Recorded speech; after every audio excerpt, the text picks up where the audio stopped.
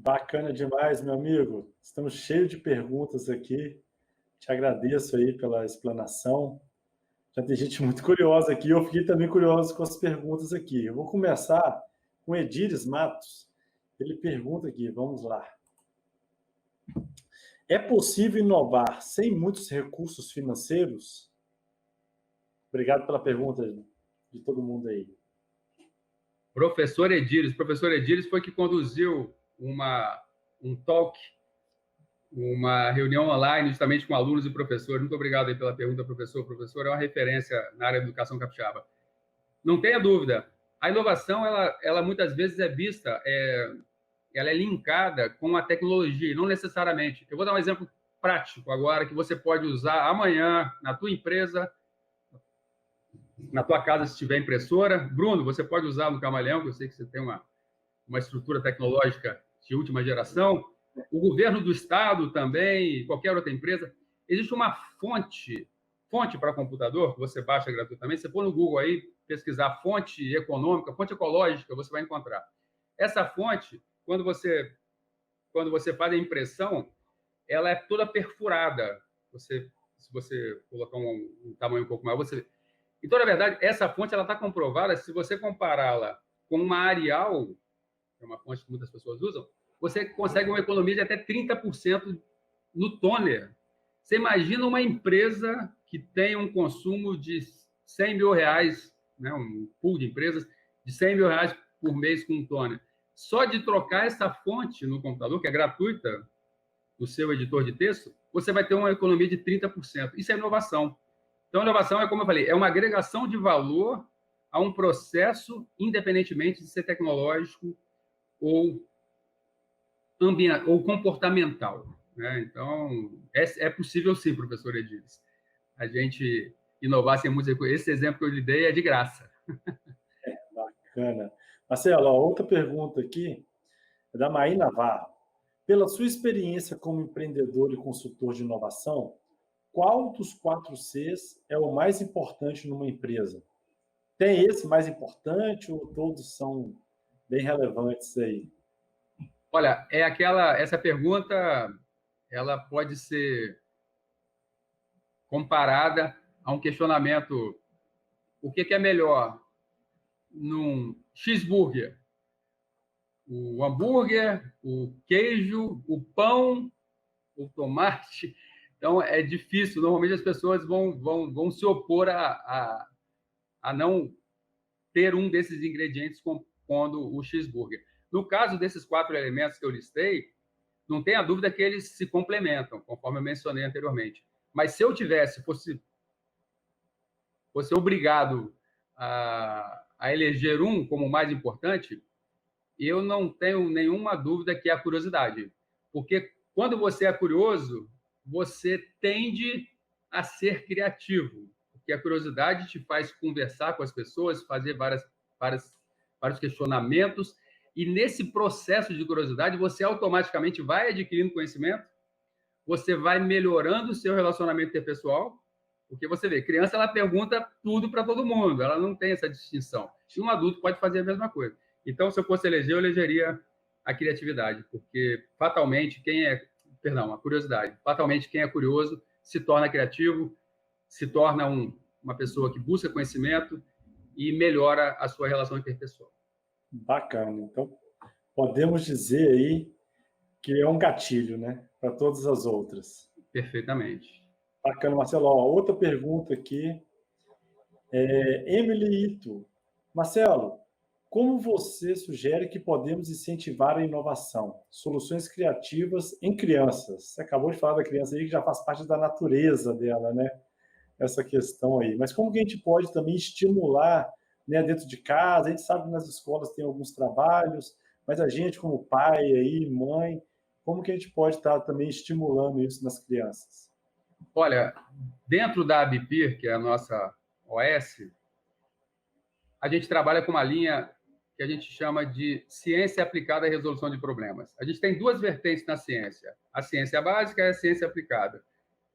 Nós optamos, na ABPIR, para trabalhar com a ciência aplicada à resolução de problemas, ou seja, a melhor forma de estimular uma criança, isso vale quando a gente fala criança, adolescente, adulto, é justamente você contextualizando o conhecimento. É você mostrando para a criança que o que ela está aprendendo é, sim, possível de ser utilizado para resolver um problema prático.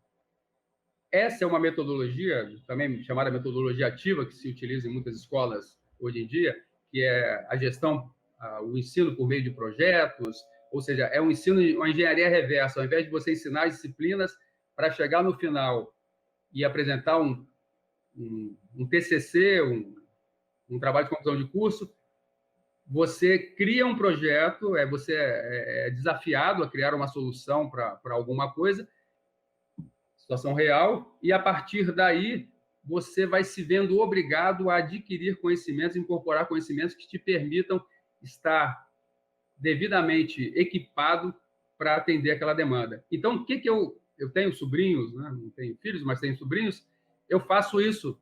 Eu sempre estimulo para que eles possam criar as soluções para determinados problemas. Tio, me ajuda a fazer isso aqui, me ajuda a encaixar essa peça. Eu falei, não, peraí, tenta você. Por que você não está conseguindo? Ah, eu já tentei. Então, você faz com que a criança consiga entender, aprender por ela própria, sem ser totalmente conduzida. Porque, do contrário, ela vai cair numa zona de conforto, sabendo que a cada dúvida que ela tiver, ela vai ter alguém para resolver. Então, eu estimulo sempre, sugiro que essa estimulação de criatividade e inovação seja feita desde a tenra infância. A gente vê aí, nos Estados Unidos, que tem essa cultura da inovação muito desenvolvida. Eu vou sugerir a vocês, quem me fez essa pergunta, que entre no YouTube, procure Lemonade Day. Lemonade Day é o Dia da Limonada. É um programa que existe nos Estados Unidos, que eles dão um desafio às crianças. Tem crianças de 4, 5, 6, 7 anos de idade. Eles criam um modelo de negócio, um plano de negócio simplificado para montar uma barraca de limonada. Então, eles têm que comprar os ingredientes, eles têm que fazer uma lista dos produtos, têm que fazer a matemática dos custos para saber quanto vai vender o copo de limonada. E tem um vídeo na internet que mostra uma criança de 6 anos de idade, muito triste por não ter tido uma boa classificação, e quando foi questionada, ela falou, porque meu business plan, né, meu plano de negócio não foi muito bem feito. Uma garotinha de 6 anos de idade, quer dizer, essas crianças, nessa tenra idade, elas já estão resolvendo problemas. O problema é criar um negócio lucrativo, criar uma limonada que seja atrativa ao consumidor, de uma forma sustentável, ecologicamente correta. Então, são valores que você já começa, junto com a inovação, a inserir na cultura, no dia a dia, na rotina dessas crianças. Então, elas vão crescendo com a criatividade, empreendedorismo, inovação, desde cedo. É muito importante. Só dá corda, né? Deu corda para a criança, ela vai embora, né? Exatamente. Não tem jeito. Legal. Ó, a próxima pergunta aqui é do nosso parceiro aí, amigo também, Everton Assis. Como o empreendedor pode incorporar os 4 Cs na rotina de uma microempresa? Com base em alguns exemplos que eu citei anteriormente, vamos pegar os 4 e vou fazer uma aplicação bem prática aí numa empresa. A curiosidade. Como eu falei, você tem que ter um insatisfeito produtivo. A gente percebe muitos empresários, startups, micro, médias, grandes empresas, que chegam a um determinado platô de sucesso que elas se acomodam, né? Esquecem que a concorrência está sempre ali mordendo os calcanhares. Então, eu acho que são perguntas, os famosos porquês, que nunca devem parar no dia a dia da empresa. Por que eu não atingi minha meta esse mês de vendas? Por que o meu cliente não comprou pela segunda vez? Por que o meu concorrente, que tem um produto similar ao meu, está vendendo mais do que eu vendo? Por que o meu cliente não responde os questionários, as pesquisas que eu faço? Será que ele acha que não vale a pena? Será que ele acha que não adianta responder porque isso não vai surtir efeito? Então, esses porquês, eles são super importantes. Aí entra, como eu falei, a criatividade.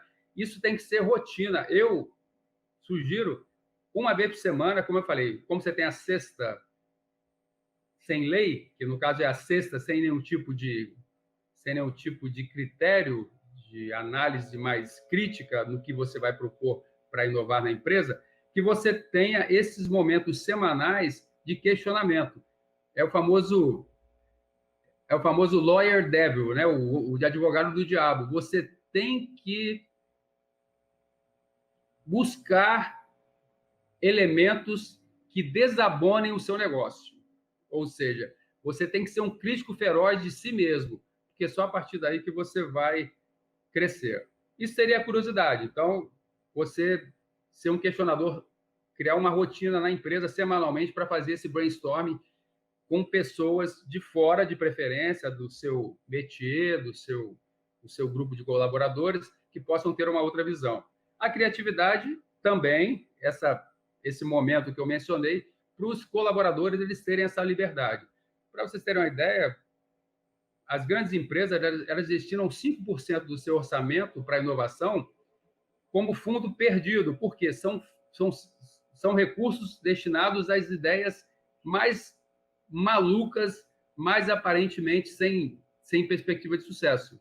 Mas eles investem, porque sabem que se 1 em 1 milhão dessas ideias que são propostas e os projetos que são lançados der certo, é a salvação da empresa. Então, isso é importante. A questão do conhecimento é o que eu falei, o conhecimento intramultidisciplinar. A gente tem que parar com essa questão de nicho. Uma empresa que trabalha com direito, uma empresa de advocacia, ela tem que convidar pessoas do marketing, tem que convidar pessoas da tecnologia, tem que convidar pessoas da economia criativa para estarem ali juntos, fazerem um happy hour. Eles apresentam um plano de negócio da empresa, apresentam uma forma de trabalho e devem ficar ouvindo esses feedbacks dos mais variados setores. Só para a gente ser bem rápido aqui, o Design Thinking foi criado na Universidade de Stanford. Eu tive a felicidade de conhecer, chama o D-School, né? D-School, que é a escola de design, que foi a ideia de um professor que um belo dia colocou um cartaz no refeitório, convidando os estudantes de todos os cursos para uma reunião semanal, que ali eles iam discutir inovação, criatividade, e dali essa interdisciplinaridade que gerou a metodologia Design Thinking. Ou seja, o que eu percebo, a dificuldade de inovar é que, muitas vezes, os produtos são feitos dentro do laboratório de PDI sem participação do público, da mesma forma que uma empresa que trabalha com advocacia ou com marketing, ela não ouve indivíduos. Então, convidem pessoas de outros setores. E, para finalizar, conforme o Everton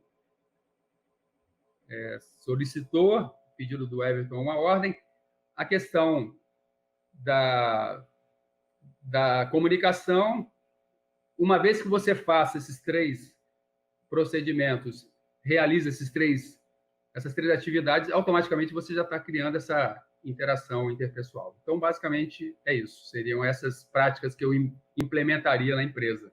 A pergunta da Lene Coelho, hein? Primeiro, nós tivemos uma pergunta aqui se tem a principal, né? Aquela que é mais importante. Agora, ela pergunta aqui, ó, existe uma ordem de importância a ser seguida na implementação dos 4Cs? Se sim, quais seriam as prioridades? É possível implementá-las simultaneamente? Conforme eu mencionei, é como se você estivesse fazendo uma atividade aeróbica com uma roupa pesada, vamos dizer assim, com alguns halteres nos braços. Você estaria simultaneamente melhorando a sua condição cardiorrespiratória, fazendo atividade aeróbica, e também exercitando a sua musculatura, tanto superior, com esses halteres, enquanto você caminha ou corre, quanto a musculatura dos membros inferiores. Então, é possível, sim, temos esses exemplos. A partir do momento que você desenvolve a sua curiosidade, você automaticamente está estimulando o seu cérebro a sempre querer mais. Então, a criatividade é uma consequência, e a cada vez que você cria um elemento novo, você sente falta de aprimorá-lo, e para aprimorá-lo é necessário conhecimento, e para adquirir esse conhecimento e para adquirir elementos que possam fazer com que a sua inovação realmente seja disruptiva ou que faça diferença na vida de alguém, você tem que ter um relacionamento interpessoal muito importante. Você tem que ter empatia acima de tudo, você tem que ter a paciência de... Eu até escrevi um artigo sobre isso no seu blog, que o ouvir é diferente de escutar. Né? Escutar é um ato fisiológico que você ouve os ruídos, os sons, mas o ouvir é muito mais. O ouvir envolve essa conexão dos neurônios de espelho, de você interagir de forma íntima com os outros. Então, é possível, sim, trabalhar os 4 elementos de uma forma sincronizada. Bacana, meu amigo. A próxima pergunta aqui é do Marcos Larmartini. Ele pergunta: inovar é sempre apresentar algo novo ou podemos aplicar algo já existente? Seria isso, meu amigo? Professor Marcos Lamartine é um inovador. O professor é um grande incentivador dos alunos aí na área da tecnologia, é um engenheiro de primeiríssima qualidade. Muito bom saber que ele está conosco. Não tenha dúvida, a inovação não necessariamente é algo novo. Você pode inovar a partir do momento que você destina um novo uso para algo que já existe. Ou, como eu falei logo no início, para mim, o melhor conceito de inovação é a agregação de valor. Eu vou dar um exemplo que eu brinco, parece um exemplo muito simples.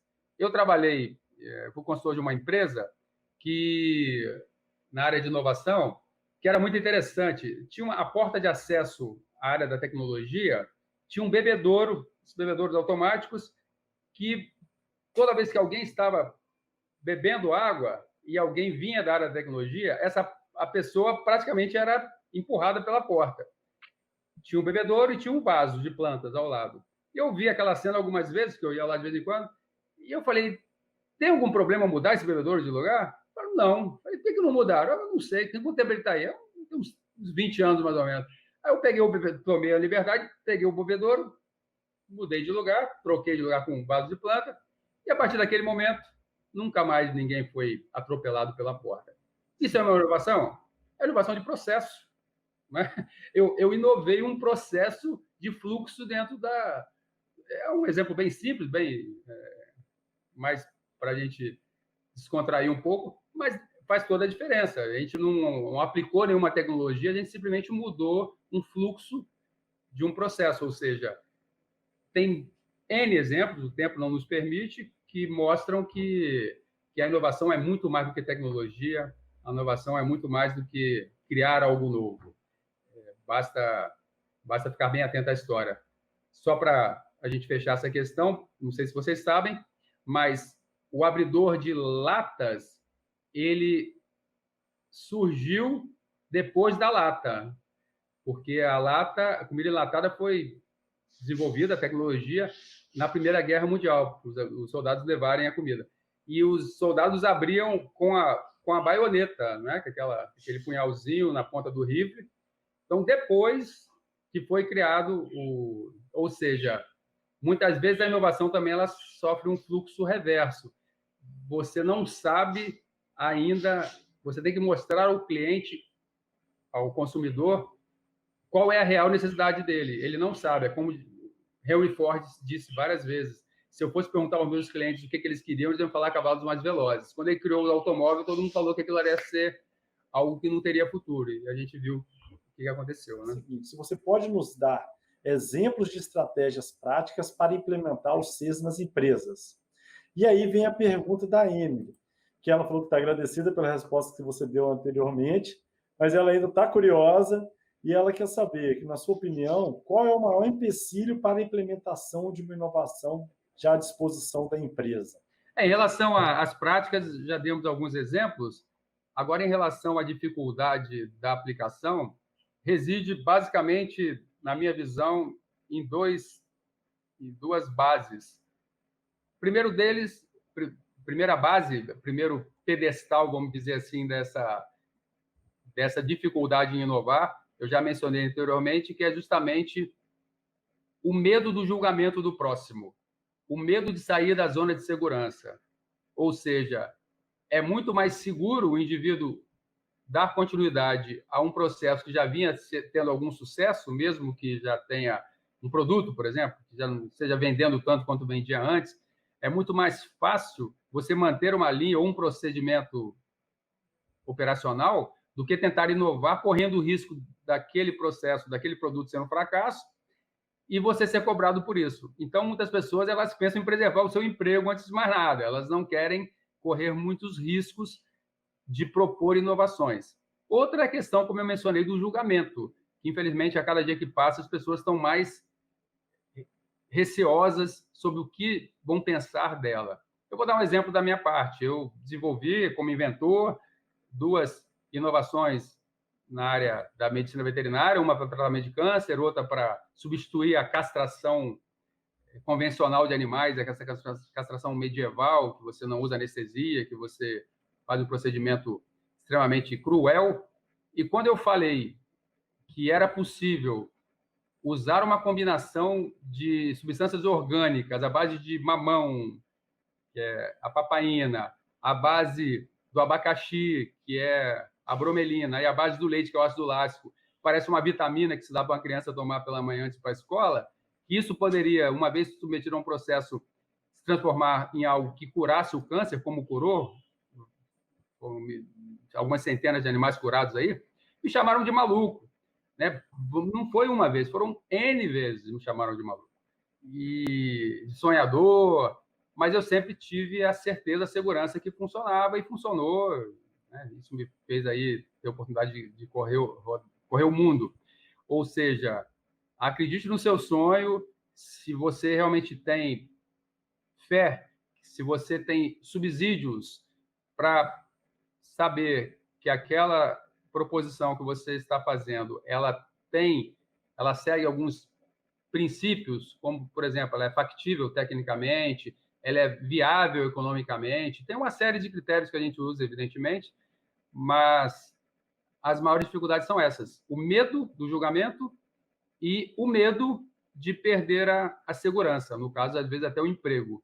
Então, basicamente, é isso. Eu acho importante que as pessoas... A melhor coisa do mundo é você trabalhar num local que você tem um líder e não um chefe. O líder estimula que você desenvolva novidades. O chefe, ele quer resultados imediatos. Né? Então, basicamente é isso. Em relação às práticas, eu acho que a gente já mencionou algumas, né?